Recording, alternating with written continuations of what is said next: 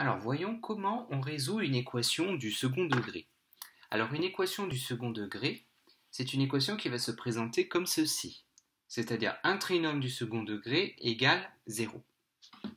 Toute la méthode que je vais développer ici ne marche que si le trinôme est égal à 0. Si le trinôme n'est pas égal à 0, je passe tout d'un côté pour avoir impérativement égal 0, sinon ça ne marche pas. Alors pour résoudre ça, comment on fait? On calcule d'abord un nombre qu'on appelle le discriminant, qui s'appelle delta. Alors la formule pour delta doit être reçue absolument par cœur. C'est b au carré moins 4 fois a fois c. b carré moins 4ac. Alors a, b et c sont les coefficients du trinôme ici. Le a, c'est ce qu'il y a devant le carré. Le b, c'est ce qu'il y a devant le x. Et le c, c'est le nombre qui est tout seul. Donc je calcule b carré moins 4ac. Alors maintenant, 3 cas peuvent survenir. Soit delta est strictement négatif. Si mon résultat est un nombre strictement négatif, dans ces cas-là, il n'y a pas de solution.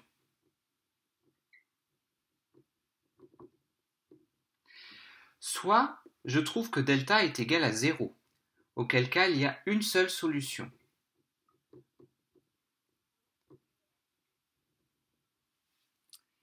Cette solution, il s'agit de moins b sur 2a. Donc c'est-à-dire en gros cette solution c'est le alpha de la forme canonique.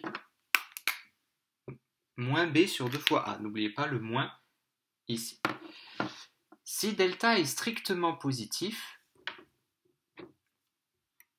il y a deux solutions. La première,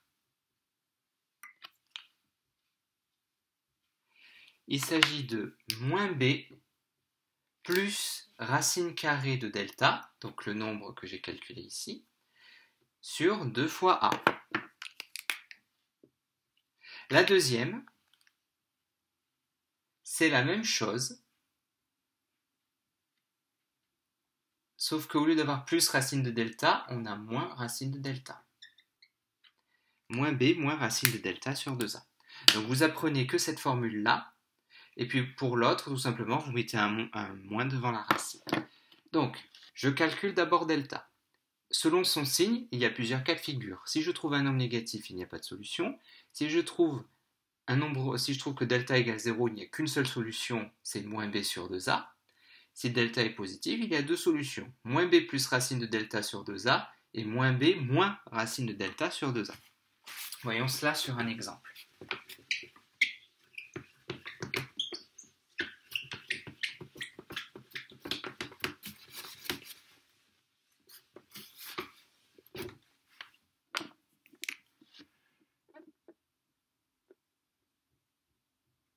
X carré moins 4x plus 3 égale 0. La première chose à faire, je calcule delta. Alors pour calculer delta, il faut que je repère le A, le B et le C. Le A, c'est ce qu'il y a devant le carré. Donc devant le carré, comme je n'ai pas de nombre explicitement écrit, ça veut dire que j'ai en fait 1. En fait, j'ai 1x carré, mais le 1, on ne l'écrit jamais. Pour le B, c'est ce que j'ai devant le x. J'ai donc moins 4 devant le x. Le C, c'est le nombre qui est tout seul, 3. Maintenant, je calcule delta. B carré moins 4ac.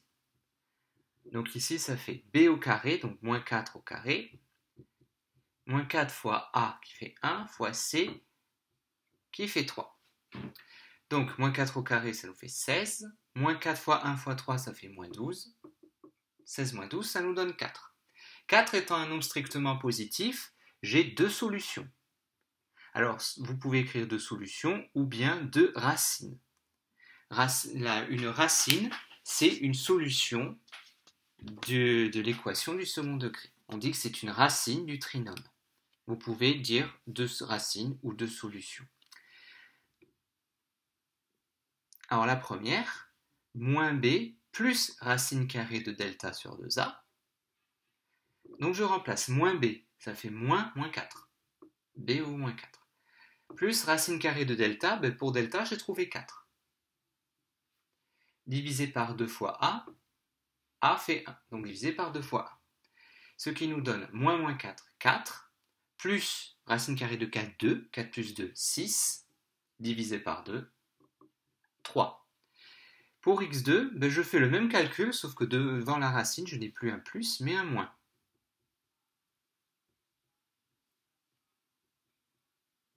Donc ce qui nous donne 4 moins 2, 2, divisé par 2, ça fait 1. Conclusion, j'ai deux solutions qui sont 3 et 1. Ce qu'on peut résumer en écrivant que l'ensemble des solutions, c'est l'ensemble 1, 3. Donc on le met entre accolades pour dire que c'est l'ensemble qui comprend le nombre 1 et le nombre 3.